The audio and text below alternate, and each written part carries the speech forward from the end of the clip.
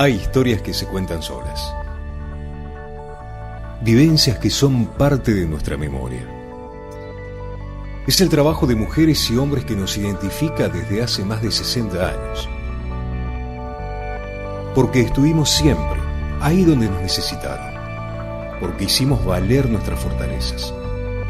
Y nunca bajamos los brazos, ni en los momentos más difíciles. Hoy Argentina nos convoca a todas y a todos para seguir construyendo juntos, porque sabemos llevar la camiseta.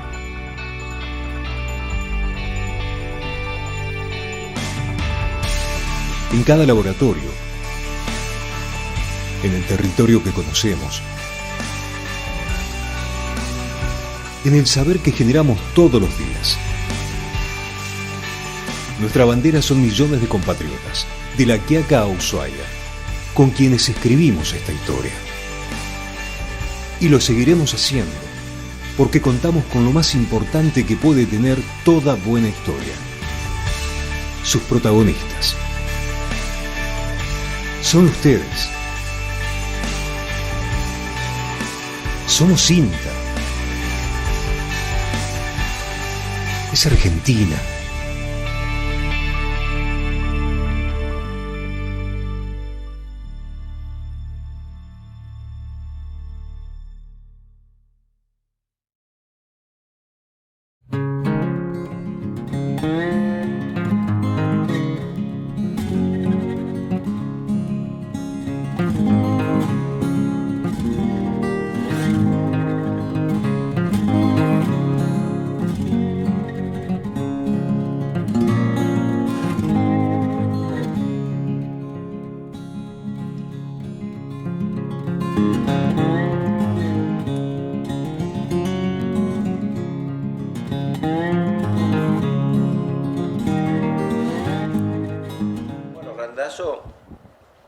Venía aquí a Coninagro a conocer el sistema cooperativo, a su fortaleza y a ver cómo veíamos de Coninagro el sistema productivo, la situación de la carne. Él se manifestó claramente a favor de un sistema productivo, de una política de Estado, de un Estado que tuviera un rol protagónico, pero que no fuera un Estado empresario. Él no coincidió en absoluto con las medidas que se tomaron con Vicentín, no coincidió con estos salvatajes que se producen de algunas empresas, cuando después hay cientos de miles de empresas de pymes que están cerrando. Así que lo vi con una visión productivista, lo vi interesado. Fue buen gesto que viniera a Coninagro como un modo de interesarse por el sistema cooperativo, el sistema asociativo. Tiene un futuro muy grande. El emprendedurismo asociativo para los jóvenes creo que es una gran alternativa para que nuestros jóvenes vean un futuro. Le interesó mucho la idea, hay mucho para charlar sobre ese tema, y creo que el Congreso, charlamos sobre eso, sobre un Congreso que tuviera una acción más vital, y es partidario de esa situación. Así que bueno, quedamos en armar una agenda de temas para que él vaya consensuando y sobre todo alineándose con lo que la producción necesita. Así que ojalá que pueda ser de esta manera, ¿no? Y bueno, entonces esta charla, y especialmente con Randazzo en este caso, tuvo como fin especial conversar en que del Congreso necesitamos, ya que vienen las actividades o las elecciones congresales, que necesitamos un Congreso más activo, un Congreso productivo, un Congreso. Hay muchas leyes pendientes que hace años que están sin tratar, como la ley de economías regionales, la ley de semillas, como la ley de cuidado del suelo, ambientales y demás. Entonces, la ley de jugos.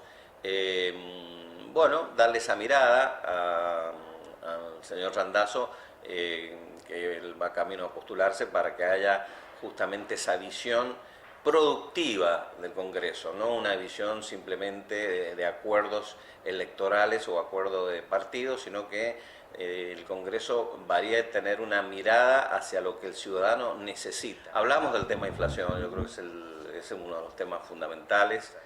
Tenemos que revertir ese tema, lo charlábamos con Randazzo, a una política activa, que haya más empresas, que haya más producción, más pymes, y de eso van a surgir que haya mejores posibilidades de trabajar y sueldos más altos, que es lo que necesitamos. Y a su vez ir con una política proactiva de los planes asistenciales a planes que estén vinculados a trabajos dignos, y creo que a través de la federalización de la economía, de la regionalización de las economías provinciales, podemos ir logrando en forma sostenida ese cambio de un estado de bienestar a un estado social, productivo, ágil, subsidiario, que es lo que necesitamos. Así que coincidimos en esa visión y ojalá que la Argentina dé ese vuelco de un estado intervencionista a un estado más proactivo, siempre preocupado por la gente, pero de otro modo, en donde el sector privado asuma su rol, su responsabilidad, y el Estado asuma su responsabilidad en la seguridad, en la educación, en la infraestructura. La presentación consta en una primera instancia de reflexionar sobre lo que es calidad y cómo ha ido evolucionando el concepto de calidad. Después de la posguerra se pensaba que había que aumentar la productividad y que la industrialización de los alimentos era la solución. Industrializar la producción, industrializar la elaboración. Y por lo tanto una oferta de productos industriales con una tendencia a la homogeneización, a los gustos neutros, suaves, ¿no? Bueno, todo ese paradigma de posguerra, de la Revolución Verde, se empezó como a cuestionar en los años 70 por los impactos ambientales y más tarde por los impactos en la salud. Hubo varias crisis sanitarias y se empezó a tomar cada vez más conciencia, primero, del impacto ambiental de la producción y del impacto en la salud. Y además, los impactos territoriales más allá de la biodiversidad, de la calidad de agua del ambiente, sino también en términos de cultura, en términos de diversidad. Y en los últimos años se ha revalorizado mucho lo artesanal, lo tradicional, lo natural, el cuidado del ambiente. Entonces, cuando uno piensa en diferenciar carnes, piensa también en todos los cuestionamientos que están alrededor de la alimentación y que últimamente han puesto también a las carnes rojas en el centro.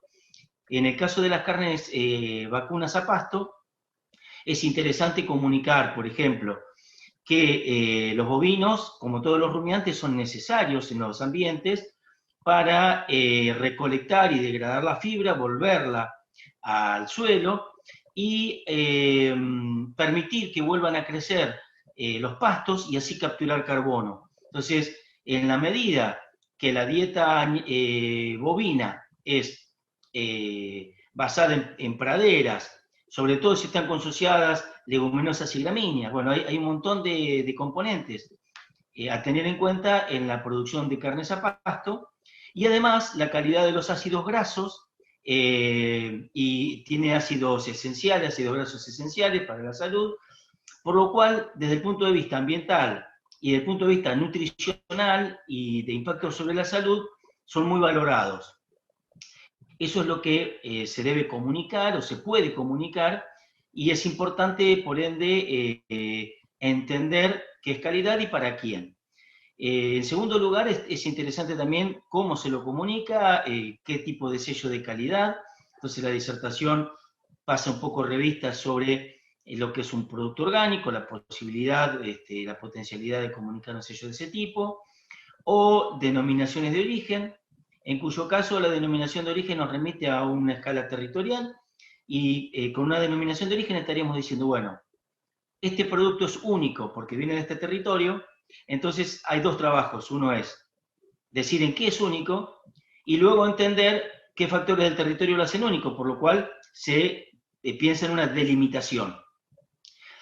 Otra de las posibilidades es una marca colectiva, que es una marca comercial que se hace para uso colectivo y que nos permite comunicar distintos componentes de la calidad en función de, por ejemplo, un manejo sustentable de los mallines, esto de que sean a pastos. Bien, bueno, básicamente la disertación se centró en ese tipo. En las recientes jornadas se presentaron las obras hídricas que generaron un cambio significativo en la producción del establecimiento Los Ñires. Básicamente se explicó el funcionamiento de los canales o regueras de igual cota o pendiente cero y la organización en torno al aprovechamiento del agua de escurrimiento superficial que atraviesa al establecimiento. Fue el inicio del cambio productivo porque obligó de alguna manera a organizar el uso del espacio de los distintos cuadros, y eso le dio un orden al establecimiento que les permitió contar no solo con una mayor producción de forraje, que fue la principal ventaja que les generó estos grandes cambios, sino que se hizo un aprovechamiento de un recurso que estaba completamente en desuso. El origen del agua, como mencionaba, es un escurrimiento superficial que se origina como en las altas cumbres, de alguna manera, de la zona. Son escurrimientos que son recursos naturales que tienen una recarga normalmente en otoño e invierno, y las obras consisten básicamente en justamente aprovechar ese agua y redistribuirla antes de que se canalice por los cauces naturales y se pierda y salga del establecimiento. En este caso las obras, porque obviamente en riego hay muchas opciones, pero en este caso las obras consistieron en una redistribución superficial también del agua, que lo que hicieron fue mojar una mayor cantidad de superficie que permitió aumentar la productividad de pasto e incluso generar una organización y una planificación de pasturas, no solamente un aprovechamiento de un pastizal natural. En este caso en particular se utilizan los cauces naturales, algunos son permanentes y otros son estacionarios, entonces hay algunos recursos en esta modalidad estacionaria que tienen un periodo de aprovechamiento y después del cual esa zona entra en una producción o termina su producción en secano, termina la temporada en secano. Hay otros cursos que son permanentes y permiten un aprovechamiento un poco más continuo. Lógicamente, en la época estival, los niveles de estos recursos, incluso los permanentes, baja mucho, y los tiempos de riego o los tiempos de ese aprovechamiento cambian, se hacen más largos y por supuesto muchas veces no alcanzan a que sea sumamente eficiente desde el punto de vista de un turno de riego en el momento que correspondería. Bueno, este tipo de obras normalmente consiste en un trazado, en una marcación en terreno, como de las cotas propiamente dichas, o sea, y se va siguiendo y se va viendo. En este caso son canales pequeños que se han abierto simplemente con un zanjeador, entonces la profundidad y las dimensiones de esos canales son en base al implemento que se utilizó.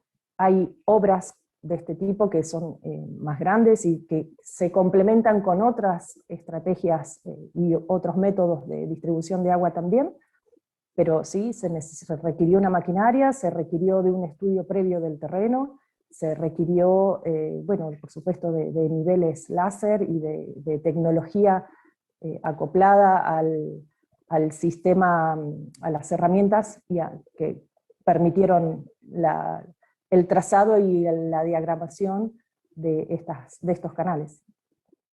Básicamente el decreto gira sobre 3 ejes. El primero es la prohibición para exportar un conjunto de cortes hasta fines de año, hasta el 31 de diciembre. Estos cortes son todos los del cuarto parrillero, más la cuadrada en el cuarto trasero y la paleta en el cuarto delantero. En su conjunto, estos cortes restringidos para la exportación representan aproximadamente el 25% del peso canal.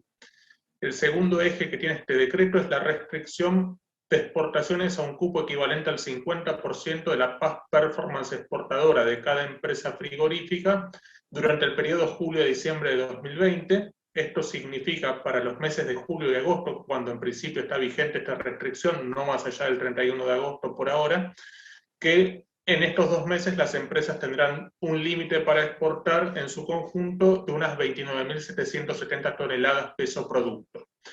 Fuera de esto están liberadas las exportaciones para todo lo que sean los cupos arancelarios otorgados por terceros países a la Argentina, entre ellos incluimos la cuota Hilton, la cuota 481 de la Unión Europea y la cuota de los Estados Unidos.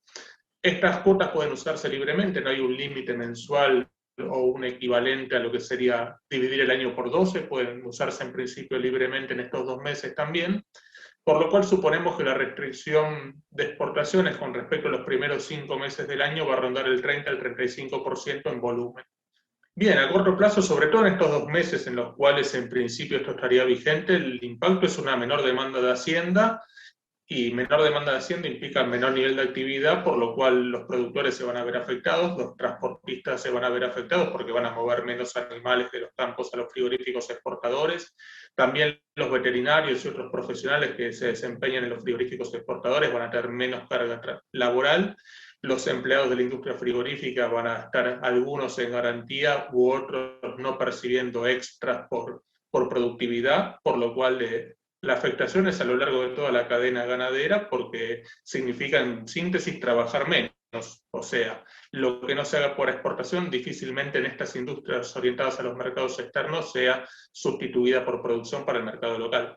Bueno, en mercados en realidad es atenderlos con menor intensidad, porque no es que no se puede exportar nada, sino que está restringido a un volumen inferior al del año pasado y además tenés el tema de cuotas liberado y no podés abastecerlo con determinados cortes. El tema de los cortes, por ahí la cuadrada es un corte que usualmente se pone en el conjunto de exportaciones a Chile, también se exporta a la Unión Europea y Estados Unidos, y en el tema del kosher es muy importante el corte paleta, que también está imposibilitado de ser exportado hasta fin de año, por lo cual las integraciones de cortes para exportación van a verse afectadas con el faltante de algunos de estos productos.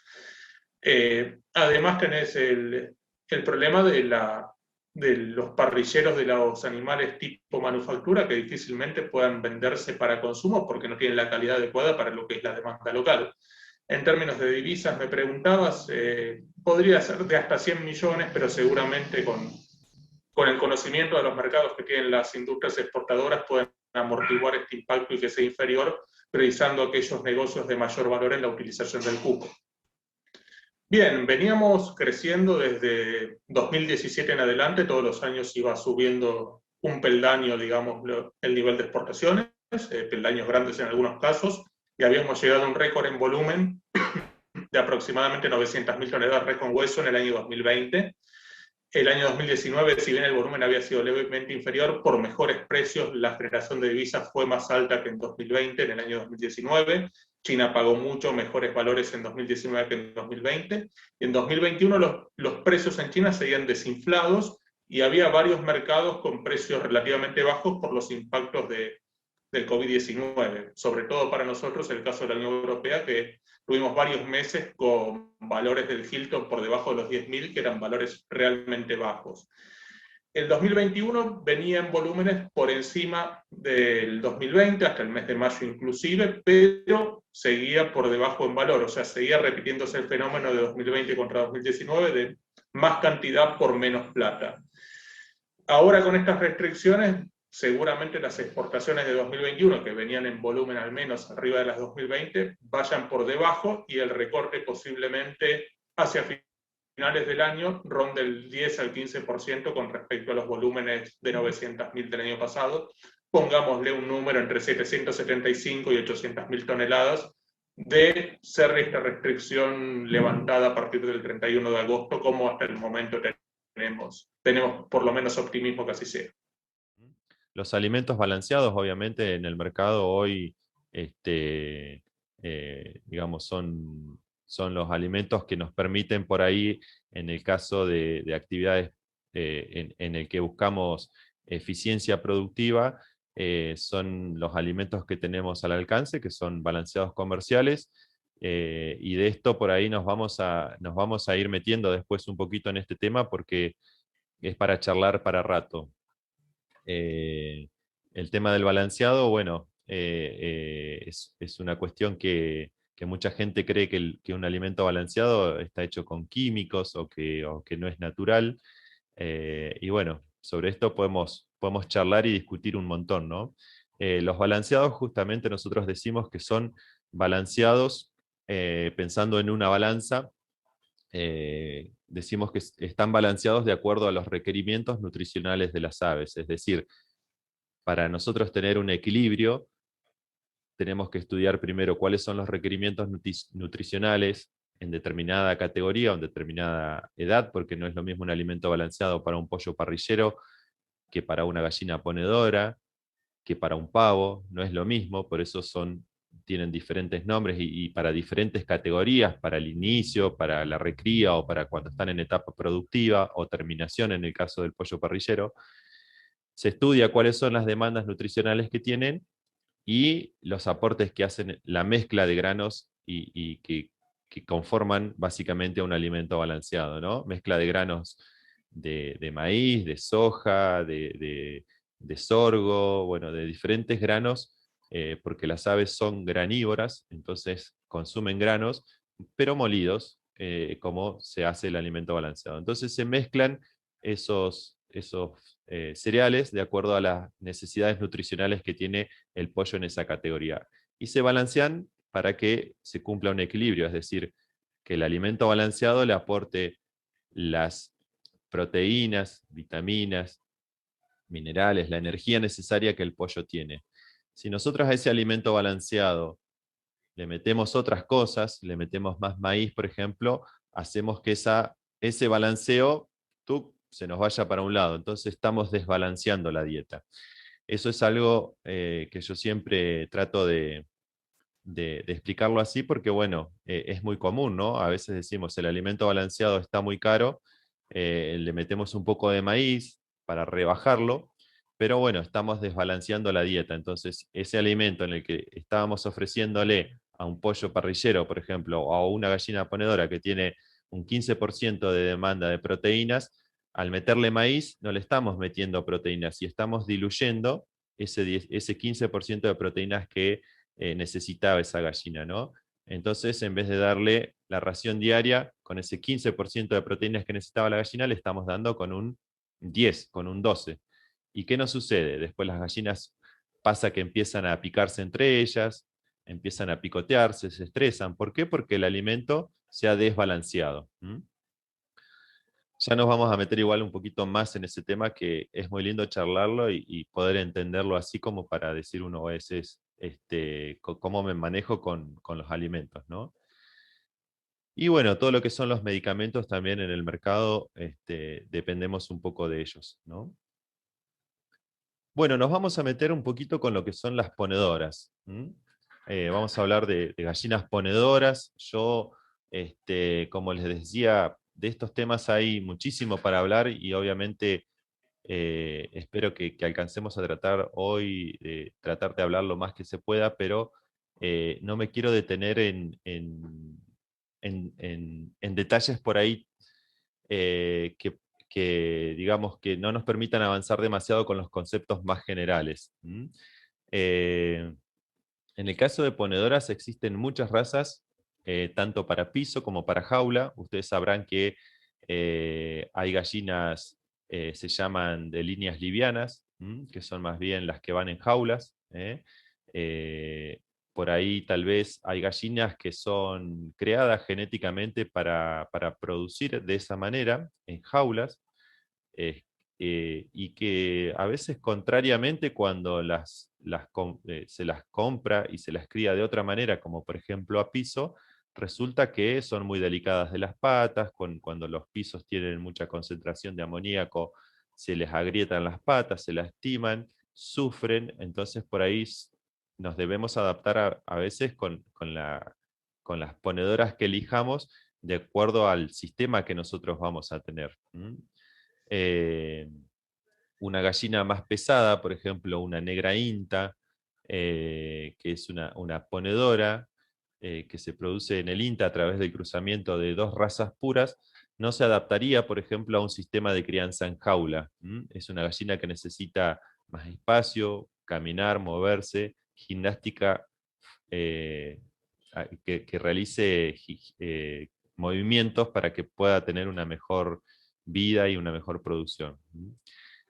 Bueno, las más comerciales son las líneas de posturas híbridas. Por lo general uno en el mercado no consigue líneas puras de ponedoras, es decir, si uno va en una forrajera, ve un cartelito o alguien le avisa que están vendiendo ponedoras, cuando uno va y pregunta qué ponedoras son, te dicen, por lo general o son H&N o son las coloradas, y son híbridos.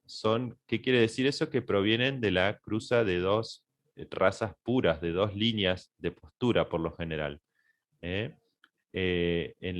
las forrajeras o en los lugares o en las granjas, incluso en las avícolas donde venden ponedoras, es muy difícil que encontremos que nos vendan líneas puras, es decir, por ejemplo, una Plymouth Rock barrada, que es una raza pura, o no sé, o cualquier otra raza que sea pura, es raro que te las vendan. Más bien lo que se comercializa son los híbridos.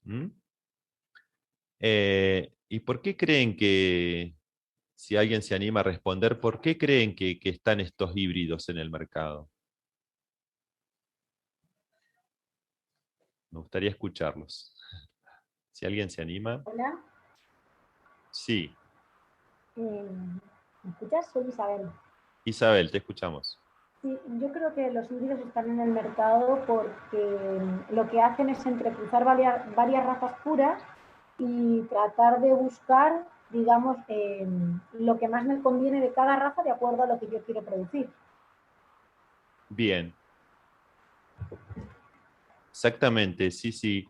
En el caso de las ponedoras, se ha buscado con el hibridaje lograr esto que se denomina vigor híbrido, ¿no? Que es esta capacidad de que se logra a través del cruzamiento de dos líneas puras para formar un nuevo ser con características productivas superiores a sus padres. También, no solo lo productivo es lo que se potencia, sino también cuestiones que tienen que ver con mayor adaptación a los climas o ser más rústicas.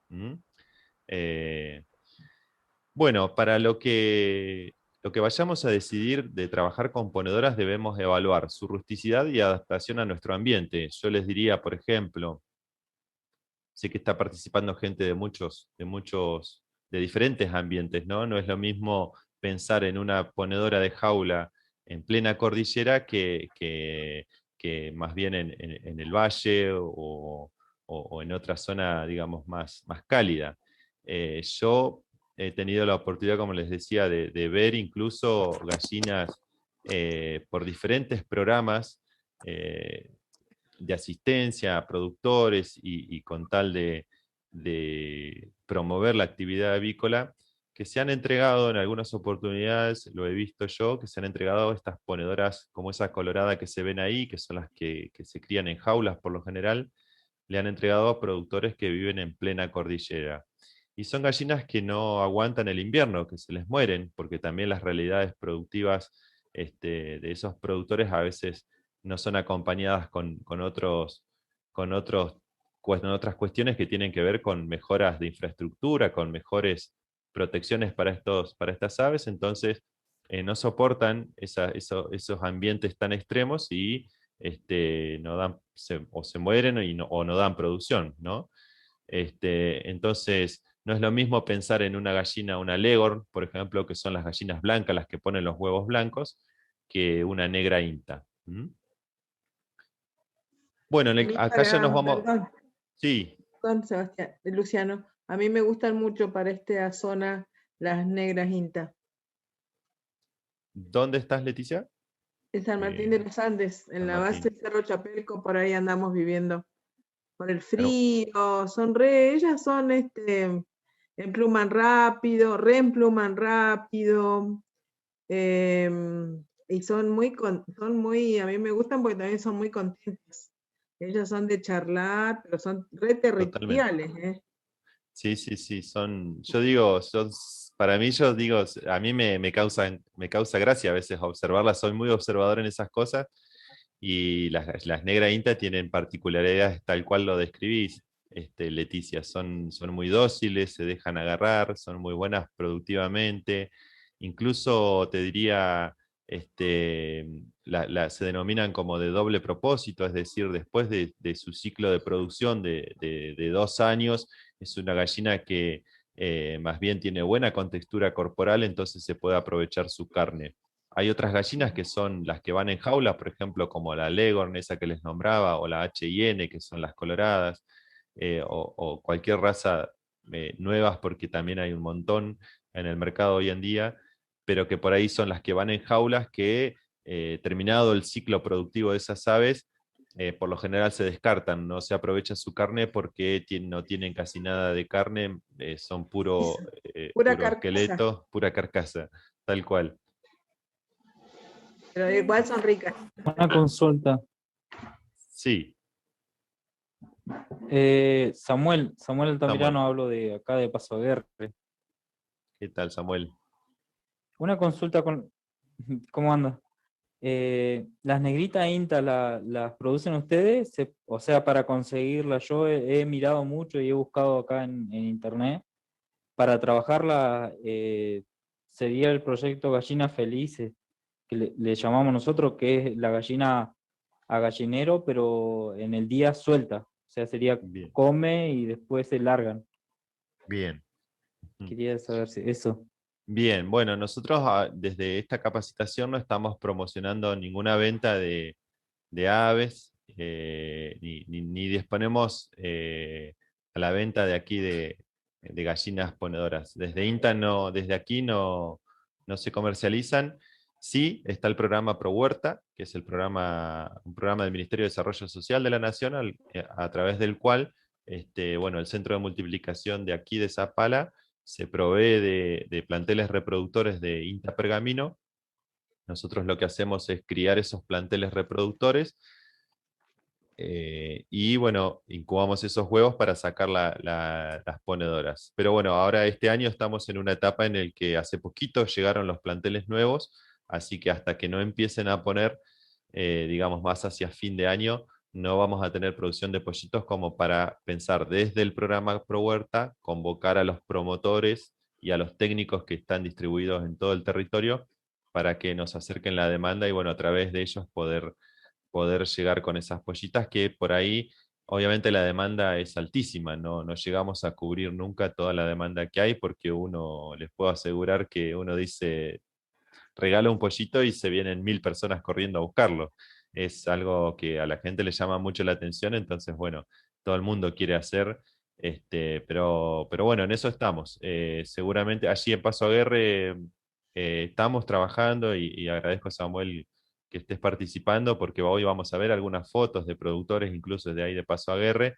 Sí. Bueno, tenemos allí en esa zona que depende de la agencia de Picún Leufú, ahí a través seguramente con Fernando Garavito, Samuel, si en algún momento por ahí lo encontrás, tendrías que acercarle esta demanda de tu necesidad y por ahí él cuando le toque en el cronograma de entregas, puede resolver de que puedas acceder a las pollitas a través del programa Pro Huerta. Pero por ahí lo que sí te adelanto, que es que desde el Pro Huerta por ahí se apoya con esta genética a familias más bien para lo que es el autoconsumo, ya que es un programa del Ministerio de Desarrollo Social de la Nación.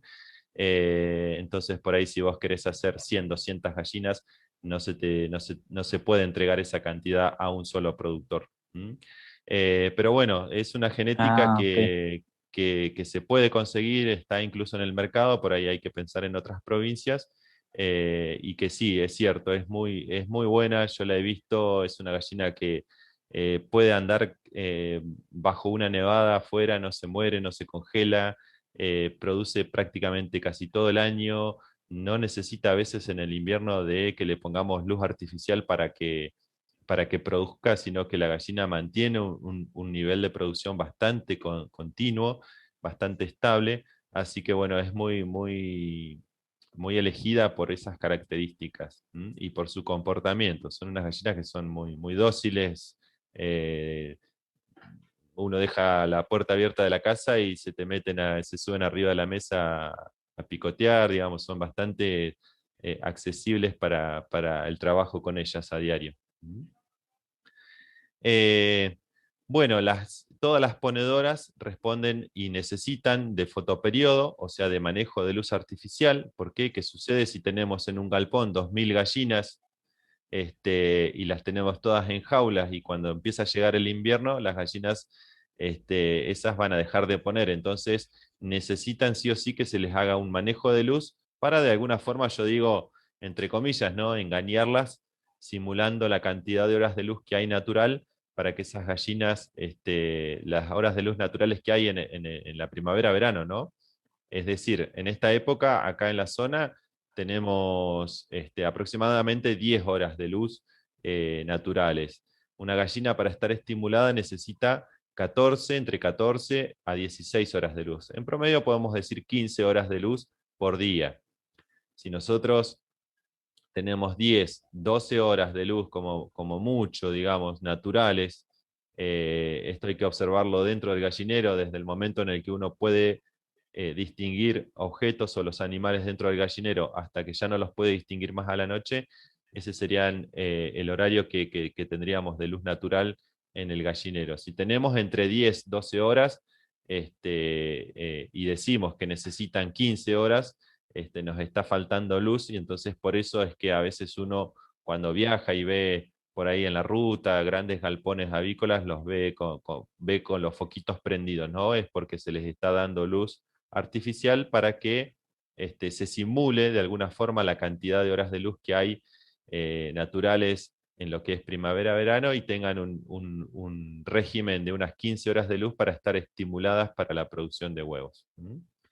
También las ponedoras, obviamente, como es una genética seleccionada y que es, digamos, seleccionada en la que, con una selección en la que se ha buscado que básicamente pongan, ¿no? Que produzcan huevos todos los días, o casi todos los días. Sí. Para eso van a requerir de una calidad nutricional para su desarrollo y producción bastante alta, es decir, si vamos a trabajar con ponedoras, no podemos pensar en tener ponedoras criándolas solamente a maíz, por dar un ejemplo de utilizar un solo tipo de alimento, sino esa alimentación en esas aves va a estar acompañada, y debe ir acompañada para que se exprese el potencial genético de esas aves de una excelente calidad nutricional. A mí me gustan a veces los autos, no sé si a ustedes les gustan, o los fierros, como decimos, pero yo siempre doy el ejemplo con algo parecido a esto, ¿no? Es decir, si comprarse gallinas ponedoras y no darle buena calidad de alimento es como que nos compremos, no sé, una Ferrari y le pongamos nafta común o querosén, ¿no? Y capaz que anda a los golpes, pero anda, pero bueno, en algún momento no nos va a dar para lo que fue creado, ¿no? Así que bueno, eso es importante tenerlo en cuenta. Esto está bueno que lo puedan... Una consulta antes de que Sí. siga. Por el tema de las horas de luz, ¿necesitan sí o sí? O sea, para la estimulación, si no se le da esa hora de luz, ¿por qué dejarían de poner? ¿Cuál sería el motivo? Bueno, las gallinas responden a lo que se llama el fotoperíodo. Yo creo que lo tengo acá en algún gráfico, si no lo podemos ver. Pero lo que hay que observar en esta situación es la edad de las gallinas. Si tenemos en esta época en la que estamos, ya entrando al invierno, ¿no? Donde los días se han acortado bastante. Si tenemos gallinas ponedoras que, por ejemplo, cumplieron los 5 meses o los 6 meses en marzo, es decir, arrancaron a poner, pero en esta época es como que van dejando de poner, porque se están acortando los días. Bueno, en ese caso se puede utilizar la luz artificial, sumándole cantidad de horas de luz artificial a la cantidad de horas de luz naturales que hay. Por eso te decía, debemos contar si hay 12, si hay 13 horas de luz natural, o si hay 10 horas de luz natural, le agregamos la cantidad de horas de luz artificial hasta llegar a las 15. Es decir, si amanece, si hay luz dentro del gallinero a las 8 de la mañana y a las 8 de la tarde ya está oscuro, tenemos 12 horas de luz. Necesitamos 15, tenemos que agregarle 3 horas más. Lo que podemos hacer es que se prenda el foquito con un aparatito eléctrico, que es un timer, que es un programador económico, sencillo, en el cual lo enchufamos al toma corriente, y desde ahí sacamos el enchufe, el cable con el que va a ir el foquito al gallinero. Agregamos 3 horas de luz artificiales, que las podemos agregar, por ejemplo, a la mañana más temprano. Si está amaneciendo a las 8, a las 7, a las 6, a las 5 de la mañana las podemos hacer que se prenda el foquito todos los días, para que las gallinas reciban ese estímulo lumínico y que se apague después de las 8, ¿no? 8:30 de la tarde, 8:30 de la mañana, que ya se apague, para que ahí continúen las horas de luz naturales. No sé si se entiende, Samuel. Sí, sí, ahí quedó claro. No me había quedado muy claro por qué era el tema de la luz, pero ahí está, gracias. Bien, si las gallinas no tienen, si las gallinas, digamos, las gallinas, si son ponedoras y en esta época están empezando a dejar de poner, es directamente relacionado a al estímulo lumínico, es decir, a la cantidad de horas de luz que hay, y tiene que ver con eso y no con el frío. O sea que una gallina puede estar muy calentita, muy bien alimentada, pero si no tiene estímulo lumínico, tampoco no va a producir como podría. Eh, bueno, ya nos vamos a ir metiendo con estos datos. Acá hay más números, algunos datos más como para que puedan ir el día de mañana si tienen que hacer un emprendimiento o si lo tienen que hacer para ustedes mismos, pueden con estos datos ir sacando algunos números. Ahora los vamos a ir viendo en detenimiento uno por uno. En el caso de las ponedoras, cuando en estado adulto necesitamos de unos 100 a 120 gramos por gallina por día de alimento balanceado. Es decir, que esa gallina, para cubrir sus necesidades nutricionales y para producir un huevo, va a necesitar de 100 a 120 gramos por día en estado adulto. Pero ¿cómo calculamos? Porque por lo general las ponedoras o nos la venden bebés, es decir, recién nacidas, o nos las venden ya recriadas. ¿Qué quiere decir recriadas? Que las crió el productor, el granjero las crió y las vende con 4 meses o 5 meses previo al inicio de la postura de esas gallinas. Si son bebés, si las pollitas son bebés y nosotros recién arrancamos la actividad y compramos las pollitas y nacieron hace pocos días, vamos a necesitar aproximadamente unos 8 kilos de alimento balanceado durante los 5 meses por pollita para que empiecen a poner, hasta que se crían, son adultas y se inicia a poner. Esto es un muy buen dato porque por ahí tenemos que estimar qué cantidad de alimento necesitamos para 100 gallinas ponedoras, si vamos a hacer un proyecto, si vamos a emprender esta actividad y queremos sacar algún costo de cuánto nos va a salir, así sea por financiamiento propio, ¿no? Porque nosotros mismos lo vamos a hacer. Bueno, está bueno tener estos datos para decir después, para saber en la que nos metemos, ¿no? Porque a veces decir, no, arranco con 200 ponedoras, pero no calculé que comían 6 kilos cada una y lo que representaba en plata eso, entonces después resulta ser un salvavidas de plomo. Entonces está bueno tener estos datos para poder ver hasta dónde llegamos, ¿no? En cuanto a infraestructura, en cuanto a costos y sobre todo tengan en cuenta esto de los costos del alimento balanceado porque es lo que representa mayormente la actividad, el costo de la alimentación. Bueno, ponedoras podemos llegar a poner en un gallinero entre 6 a 8 por metro cuadrado. Yo les diría 7 en promedio, 7 gallinas por metro cuadrado. O sea que si uno tiene un gallinero de 4 por 2, ¿cuántas gallinas puede poner? 45, 46, 48. Muy bien. Decíamos, de 4 por 2 son 8 metros cuadrados, 7 por 8, 56 gallinas más o menos podemos meter en ese espacio, ¿no?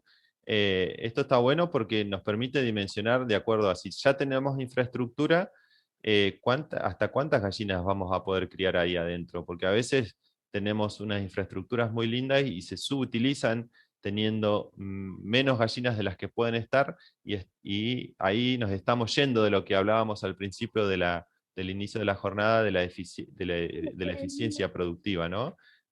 Aprovechar esos espacios. Y también nos permite dimensionar de que si vamos a construir un galpón, bueno, que si queremos criar, por ejemplo, 100 gallinas ponedoras, sabiendo que entran 7 por metro cuadrado, ¿cuántos metros cuadrados vamos a necesitar para esas 100 gallinas? Para no hacer un galpón ni muy grande ni muy chico y que después nos quedemos cortos.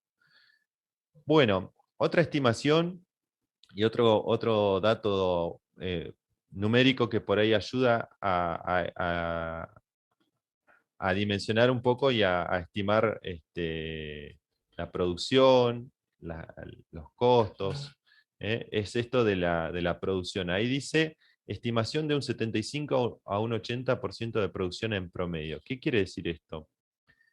Que si yo tengo 100 gallinas, voy a sacar en promedio entre 75 y 80 huevos por día, ¿no? Pero eso va a ser en promedio durante todo el ciclo productivo. No es que se va a mantener durante 2 o 3 años de manera constante, sino que consideramos que un ciclo productivo de una gallina ponedora anda entre los 10 a 12 meses. Es decir, que si nosotros iniciamos la actividad con gallinas ponedoras bebés, las tenemos durante 5 meses y medio, casi 6 meses, 22 semanas se necesitan para que la gallina esté del todo desarrollada, tenemos que estimular que desde que inician la postura van a estar alrededor de 10 meses produciendo, ¿no? Y el promedio que se estima es ese, un 75 a un 80% de producción. No es que de 100 gallinas vamos a sacar 100 huevos por día durante los 365 días del año. ¿Se comprende? ¿Se entiende?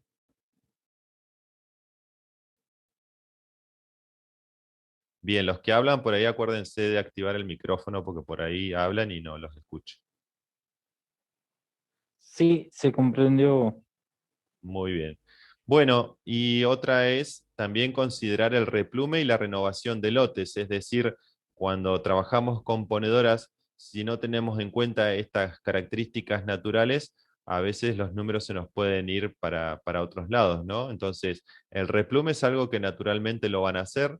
Si yo, por ejemplo, inicio este año, ahora en los próximos meses, la cría de unas pollitas ponedoras, seguramente llegando el otoño, invierno del año que viene, esas gallinas, por más que estén con luz, por más que estén con el mejor alimento, van a empezar a dejar de poner para cambiar las plumas. Entonces, si nosotros no consideramos eso, vamos a pensar que vamos a tener producción continua y eso no es así. Entonces, siempre tenerlo en cuenta que eso sucede y es algo natural y debemos, digamos, dejarlo que suceda. Hay técnicas para trabajar sobre el replume, después por ahí lo podemos llegar a ampliar. Y también la renovación de lotes. A veces uno compra ponedoras y dice, no, arranqué con ponedoras, pero hay que tener en cuenta que los primeros 2 años son los mejores productivos de esas gallinas y seguramente después de ese tiempo necesitaremos reponer o renovar el plantel de esas gallinas y empezar con otra tanda nueva de pollitas bebés para empezar a recriarlas. Entonces tenemos que pensar, antes de que se termine ese segundo ciclo o tercer ciclo de esas ponedoras, por lo menos 6 meses antes ya haber adquirido las pollitas bebé nuevas, si vamos a trabajar con bebés, para que cuando ya descartemos el plantel actual, las nuevas ya estén arrancando a poner inmediatamente. Que no nos queden grandes baches, porque si nosotros terminamos un lote hoy de 200 ponedoras que decimos ya están dejando de poner, no las voy a tener más, las descarto, no las uso más, las vendo, las consumo, lo que sea, digamos, y tengo que comprar pollitas, y ahí me doy cuenta que voy a continuar con la actividad y compro pollitas nuevas, tengo que esperar 6 meses más de vuelta hasta que esas nuevas empiecen a poner y tengo un bache grandísimo, ¿no? Bueno, estas son algunas fotos, seguramente la gente de Paso a Guerra allí los van a conocer, al amigo ahí.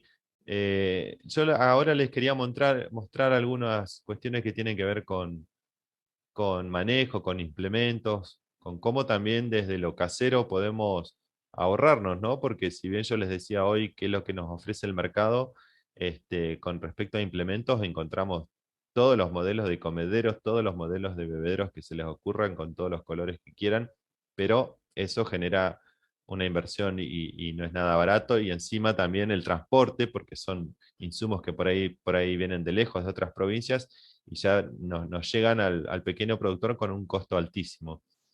Entonces, acá me gustaba mostrarles por ahí cómo este productor con algunos insumos pudo hacer eficiente lo más posible la actividad, y ya nos vamos a ir deteniendo en algunos. Acá ven, ¿qué ven? Este bidón acá, que ven de agua, él lo dio vuelta, ahora se los voy a mostrar en alguna foto, y hizo un sistema de un bebedero casi les diría automático, pero no está recibiendo continuamente de la red agua, así que, pero tiene una buena cantidad de litros para albergar, así que es un bebedero que dura bastante, les diría un par de días adentro de un lote de 50 o 100 pollos parrilleros. Y también hizo algo ahí atrás que se ve, que es un comedero también bastante casero, pero con bastante lógica, por eso me gustaba mostrárselos. Ahora vamos a seguir avanzando. El manejo del bosque andino patagónico de manera integrada es una visión un poco más holística de lo que significa esto de producir ganado bovino en un marco, digamos, de bosque andino patagónico justamente, y considera no solamente la parte ganadera productiva, sino que toma en cuenta todos los tipos de productos forestales, intervenciones que se pueden realizar en el bosque de manera sustentable, que permiten producir más carne, producir más pasto, producir algo más que es la parte de productos forestales que tiene que ver en nuestra zona con el tema de la leña y algunos otros productos como postes, varillas, etc. Pero a la vez considera también las cuestiones ambientales, que tienen que ser monitoreadas en el tiempo, y ese es el gran componente diferencial que tiene esta concepción. Esa concepción de manejo forestal y de utilización tiene, digamos, de alguna manera un segundo objetivo, que es mejorar la producción de pasto. Estas intervenciones, al sacar parte del bosque, tienen que permanecer alrededor del 50% de la cobertura arbórea, por una cuestión de ciclo de nutrientes, etc. Permite mejorar el pasto, que los pastos en general son especies que necesitan sol, luz, lo mismo que la generación del bosque. Entonces, al intervenir, logramos como rejuvenecer el bosque de alguna manera y, por otro lado, producir más pasto. Y mejora la parte productiva ganadera. Normalmente, nosotros asumimos que una intervención forestal tiene un costo determinado. Ese costo normalmente no se cubre con la venta de leña, pero bueno, si nosotros ponemos en la ecuación el tiempo, en la medida que vamos mejorando la parte productiva forrajera, vamos mejorando la producción ganadera. Entonces hay que meter todo en la ecuación. Eso que metemos en la ecuación, digamos, es alrededor del 60% de los costos lo cubre la venta de leña, pero bueno, al mejorar la parte productiva de pasto, mejoramos la parte ganadera, la producción de carne, y eso es lo que metemos completamente en la ecuación. Las especies en realidad no son utilizadas, sino que son la parte del bosque nativo que cubre esta zona. Tenemos principalmente Ñire, es la especie, digamos, no es la más importante, pero es donde más se desarrolla la parte productiva ganadera. Después tenemos la lenga, también en la zona de las veranadas, algo de ciprés, algo de coihue, pero la principal, digamos, por lo menos la que se interviene por una cuestión de capacidad de recuperación, es el Ñire. El Ñire es como la especie que más se presta para las intervenciones forestales. Y es la que se recomienda hoy por hoy, digamos. Todavía no, estrategias de manejo para las otras especies que te mencionaba, como el coihue, la lenga y el ciprés, ya pasan por otra estrategia totalmente diferente, que pasa por mejoramiento de las áreas de alto potencial productivo, para descargar justamente esos lugares que tienen un poquito más de problemas para recuperarse. En la cordillera aproximadamente hay el sector productivo habla de unas 1.600 EAPs, o sea, establecimientos agropecuarios, y el bosque bajo manejo, con vías de ser manejado con este concepto de MBGI, son alrededor de 270.000 hectáreas. O sea, la superficie es mucha, la cantidad de cabezas es mucha, pero bueno, hay que tener en cuenta que nosotros, digamos, en lo que es la totalidad de nuestro país, somos una porción muy pequeña.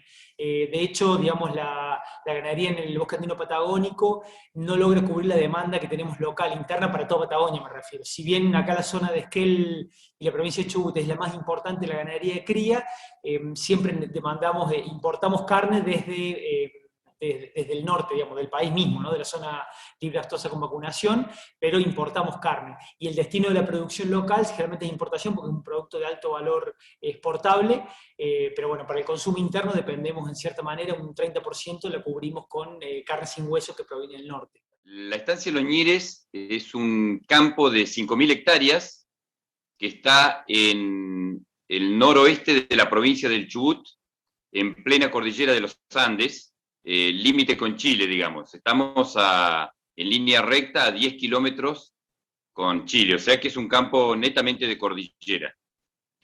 Es un campo que son, bueno, 5.000 hectáreas, que tiene 2.500 hectáreas de veranada y 2.500 hectáreas de invernada. ¿Qué quiere decir eso? Que en el campo de veranada en invierno no se puede tener hacienda. ¿Por qué? Porque hay no menos de 1,50 m, 1,70 m, 1,80 m de nieve durante el invierno, ¿sí? Es una veranada que está a 1.300 metros de altura. Y los animales van desde los primeros días de diciembre hasta los primeros días de abril a ese campo. En abril se bajan a campos que son un poco más bajos, porque igual están a 600 en una parte y a casi 800 en otra parte, pero como para que tengan una idea, el año pasado en los campos de invernada, la nieve llegó a 1,30 m. Y en ese ambiente se trabaja y en ese ambiente se cría la hacienda. Son campos muy lindos en el verano, hay mucha explosión del pasto, digamos, en primavera-verano, pero hay que aprovisionarse de forraje para los meses de invierno, que son muy duros y largos, ¿no? Nosotros no tenemos animales viejos, digamos. Toda la hacienda es de muy buena dentadura, muy buen estado físico, por decirlo así. Se le hace una sanidad completa en todo lo que necesitan y bueno, tratamos de tener la hacienda lo más joven posible para evitar problemas. De las 5.000 hectáreas que tiene la estancia Los Ñires, tiene 100 que son limpias. ¿Limpias qué quiere decir? Que no tiene bosque. El resto es todo bosque nativo. En esas 100 hectáreas hay 90 hectáreas de siembra, que es donde se cultiva el forraje para ayudar a las vacas durante el invierno. Pero así todo, en el invierno, donde las vacas están pastando, por decirlo de alguna manera, los animales se alimentan de la caña de coligüe, que es diríamos un arbusto que crece entre medio del monte y que es el único forraje que tienen que sobresale de la nieve. Por ahí el caso de la estancia de Los Ñires, hacemos mucho rollo y a partir del año pasado se empezaron a hacer silobolsas, y bueno, a partir de agosto, digamos, cuando empiezan a parir las vacas, se trata de llevar a esos lugares para una mejor alimentación y que sufran lo menos posible. Se ha invertido muchísimo dinero en alambres, se han hecho alrededor de 60.000 metros de alambre, y eso ha llevado que hoy se maneje la estancia con 2 personas. Un ayudante que tengo yo y yo, digamos, somos 2 los que trabajamos en 5.000 hectáreas con 400 vacas madres, hoy casi 400 vacas madres. Yo la verdad que me siento orgulloso de estar en Los Ñires, de ser parte de eso. Desde el año pasado los dueños me asociaron a ellos, a la estancia, en lo que es producción me refiero, ¿sí? Yo tengo un campito de 250 hectáreas y yo puse lo mío, lo acoplamos a la estancia de Los Ñires. Entonces en la estancia se hace la cría, se hace la recría y se termina con los terneros en engorde a campo, engorde a pasturas naturales, en lo mío. Así que lo interesante a veces de encontrarnos, porque esto es como un matrimonio, hay que encontrarse el uno con el otro, tener la confianza el uno con el otro y poder llegar a hacer negocios que realmente son favorables a las 2 partes, realmente da una satisfacción muy grande, ¿no? Es muy lindo. Las emisiones de la ganadería, fundamentalmente las asociadas a la cuestión de efecto invernadero, su equivalente dióxido de carbono, metano, asociadas a metano, por supuesto son generadas de un proceso que tiene que ver con la propia biología del animal, o sea, la fermentación ruminal y la emisión de metano por eso. Pero si bien es un proceso biológico inevitable, tiene espacios de mejora dentro del sistema de producción, lo que hace lo que se llama la eficiencia de la emisión, o sea, reducir la cantidad de emisión, la cantidad de metano o equivalente dióxido de carbono generado por unidad de producto. O sea, ese es el tema acá. Tal vez nunca va a desaparecer la emisión, sino hacerla eficiente respecto de la cantidad de productos. O sea, menos emisión por unidad de producto. El primer factor, el más relevante de todo esto, es achicar las ineficiencias, o sea, la eficiencia es el primer gran factor de reducción de emisiones. Y dentro de todo ese gran paquete de la cadena de la carne, el primer punto es la eficiencia en la cría, o sea, el gran factor es reducir la cantidad de animales ociosos que están generando gases sin generar ternero o sin generar producto. Entonces, el procreo, la cantidad de terneros logrado por animal adulto en existencia, es el primer gran espacio de mejora.